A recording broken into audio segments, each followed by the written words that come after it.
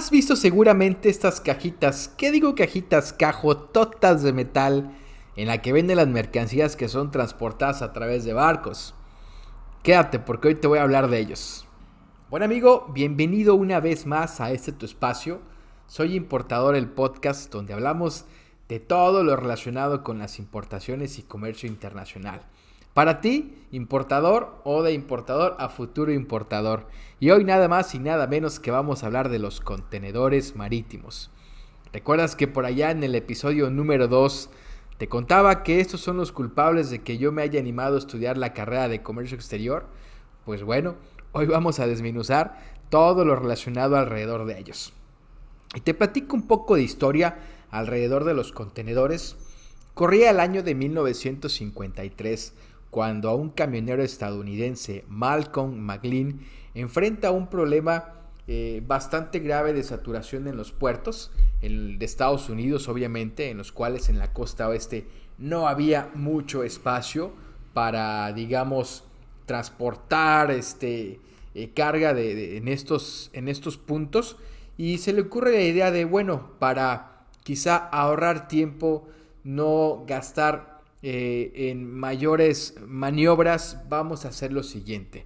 Voy a cargar en las bodegas de los barcos los camiones y dejo los remolques, que en ese entonces pues eran remolques como caja seca, y desengancho los camiones para cuando lleguen al otro puerto pues allá hagan el desenganche en otro camión. Obviamente la idea sonaba quizá magnífica en aquel entonces, sin embargo estaba muy lejos a convertirse en una idea rentable, puesto que pues imagínense, el espacio debajo del remolque pues hay un chasis, hay neumáticos y obviamente representaba quizá una salida de emergencia muy rápida para afrontar el problema de la saturación. Sin embargo, pues ya en la bodega del barco no podías poner nada arriba de esos remolques, lo cual representaba pues un costo bastante importante quizá para la naviera, también para el camionero, ¿no? Sin embargo, fue perfeccionada la idea a través de los siguientes años por este camionero estadounidense al cual se le ocurre quitarle los chasis, hacer adecuaciones en los remolques para darles más fortaleza y para que puedan ser movidos de manera más apropiada.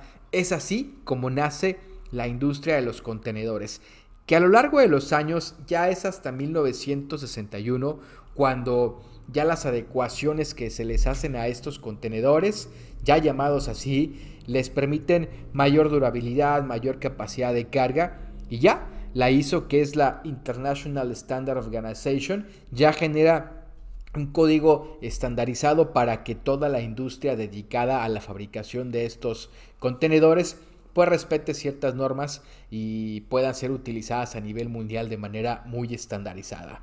Y es hasta la fecha que ya 60 años después, en esencia no ha recibido mucha modificación el esquema original de la contenerización. Sin embargo, sí se ha aplicado bastante cantidad de avances tecnológicos pues para reducir el peso de los propios contenedores, aumentar la capacidad de carga, la fortaleza estructural, en fin, los materiales ya con menor impacto ambiental que han provocado que pues la contenerización ya al hoy por hoy sea una industria muy importante a nivel mundial.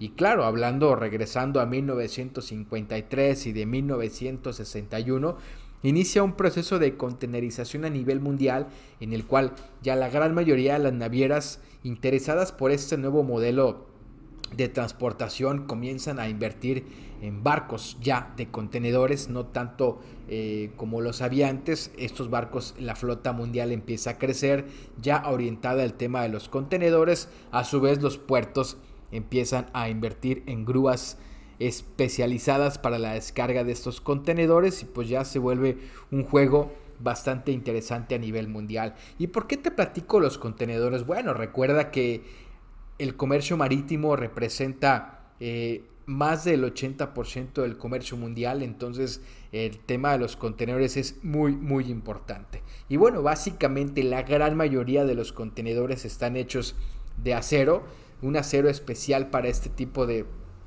construcciones prefabricadas Hay algunos otros con aplicaciones de aluminio, que son los que generalmente son refrigerados, y en su mayoría pues el piso está hecho de madera. En algunos casos ya algunas navieras utilizan bambú digamos ya amigable con el medio ambiente, ¿no?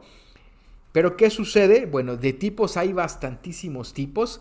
Hay contenedores secos para mercancías, obviamente que no que necesiten estar resguardadas de la intemperie y las inclemencias del clima. Hay contenedores acondicionados para mantener mercancía refrigerada dentro de ellos en un trayecto bastante importante alrededor del mundo. También podemos encontrar algunos contenedores que tienen las tapas abiertas para transportar mercancía de cierta sobredimensión o sobrepeso, que quitando la tapa, que es una simple lona, pues por arriba podemos descargar esa maquinaria o parte de una línea de producción. Hay otros contenedores llamados flat racks, que no es otra cosa más que una plataforma completamente plegable, pues para mercancía muy sobredimensionada, como por ejemplo autobuses, grúas para contenedores o líneas de producción bastante grandes. Incluso hay otros tipos de contenedores que funcionan como especie de tolvas, en las cuales se depositan granos o algún material que va a granel, y por la parte de abajo simplemente cuando necesiten descargarse se abren las perillas para que ese material caiga por sí solo en gravedad. Otros contenedores bastante interesantes también son los llamados isotanques, que no es otra cosa más que un tanquezote con los soportes esenciales para que sean también movidos a través de las mismas grúas y que a su vez puedan ser apilados, ¿no? Para ponerte en contexto cuánto pesa más o menos un contenedor, anda pesando un promedio de 2 toneladas a 4 toneladas, dependiendo. Los más comunes que podemos encontrar en el mercado son los contenedores secos de 20 pies de largo y de 40 pies de largo por 8.6 pies de alto o 9.6 en el caso de los llamados contenedores high cube. ¿Y cuánto le cabe en interior de mercancía? Bueno, si estamos hablando de los de 20 pies de largo, un promedio de 33 metros cúbicos. O sea, imagínate, un metro cúbico significa 1 metro de largo por 1 metro de ancho por 1 metro de largo. Ahí tienes 1 metro cúbico. Si eso lo multiplicas imaginariamente por 33, pues ahí tienes la capacidad de un contenedor de 20 pies, y obviamente pues al de contenedor de 40 pies es un poco más del doble, hablando de unos 76 metros cúbicos. Y si es ese es el de high cube, y si hablando del de 40 pies que no es high cube, estamos hablando de 67.7 alrededor metros cúbicos. Entonces es importante dimensionar las capacidades que tienen estos contenedores, de las cuales pues ahí adentro puedes meter lo que quepa básicamente, ¿no? La manufactura, ¿quién hace? Pues quien gobierna a nivel mundial la manufactura, para sorpresa, espero que no, es el 80% de los contenedores de la industria de contenedores está en China. Le sigue la India y Corea del Sur con otro tanto que no es tan significativo, pero imagínense, el 85% de la manufactura de estos está hecho en China. Y a nivel mundial, ¿cuántos contenedores te puedes imaginar que existen? Pues para cifras hay se estima que hay alrededor de entre 21.9 y 23 millones de contenedores, que es básicamente la flota y la oferta mundial de contenedores.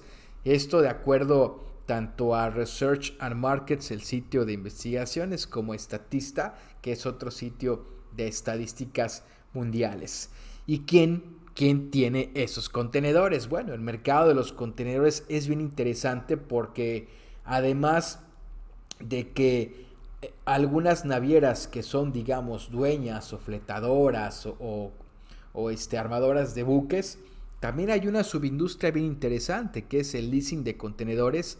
Hay compañías dueñas de una gran cantidad de contenedores que se dedican a la renta de estos mismos a terceros, es decir, a navieras o a otros operadores logísticos, lo cual es una subindustria bastante interesante, que cuando conocí de este tema no me imaginaba que hubiera existido algo así. Pero en esencia, los armadores de contenedores pueden ser uno, los dueños del contenedor pueden ser otro y el operario puede ser otro, así como el usuario también puede ser otra naviera.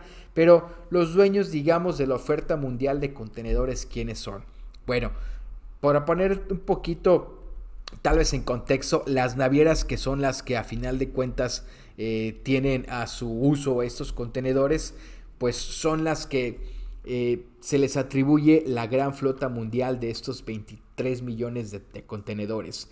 En esencia hay 3 alianzas de navieras, así como lo existen también en las líneas aéreas para aprovechar las ventajas de las instalaciones, de las rutas y de los propios barcos, porque ya ahora en la actualidad las navieras han hecho este tipo de alianzas para hacer más eficiente, el uso de combustibles y las embarcaciones que tienen en su flota, y podrás encontrar ahora en un barco quizá contenedores de 2 o 3 navieras que comparten esa alianza, pues para reducir costos y hacer mucho más eficiente sus operaciones. En esencia hay 3 alianzas que la primera de ellas es 2M, la alianza 2M, que es nada más y nada menos la que lidera con el 29.2% de la oferta mundial de contenedores. Y esta pues está compuesta por las 2 navieras más grandes del mundo, que es Maersk y MSC. Le sigue la alianza Ocean con el 29%, que ya está compuesta por más navieras como es CMA CGM, COSCO, OOCL y Evergreen.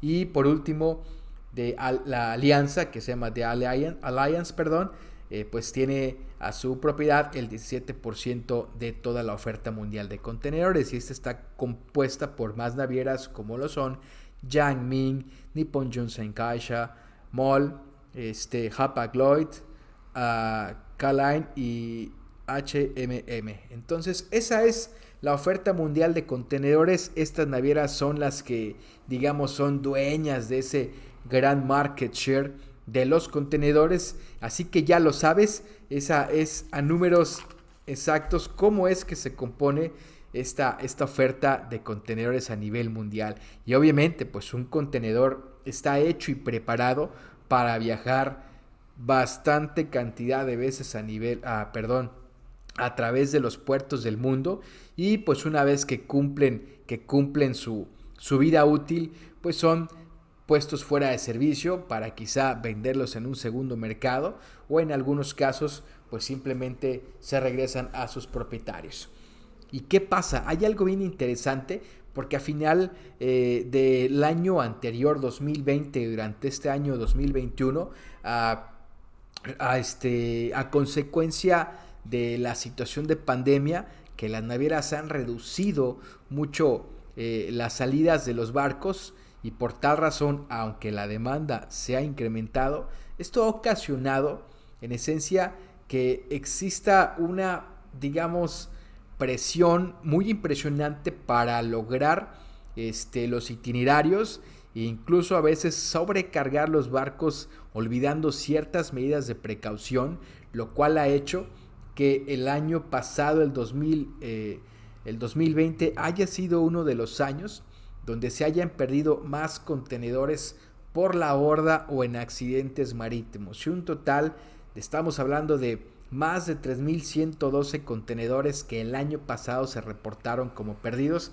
Esto de acuerdo al portal Shatana y un artículo que escribe Javier Pastor, Y pues también recuerden que hay un Consejo Mundial del Transporte Marítimo, en el cual estima que cada año alrededor de 1.300 contenedores son perdidos por la borda o en accidentes marítimos. Y esto realmente es un problema ambiental, porque, a decir verdad, de acuerdo a los cálculos que este propio consejo emite, pues un contenedor puede tal vez demorar 15 horas flotando, algunas horas dependiendo si se encuentra lleno o vacío y de qué mercancía está depositado dentro de él.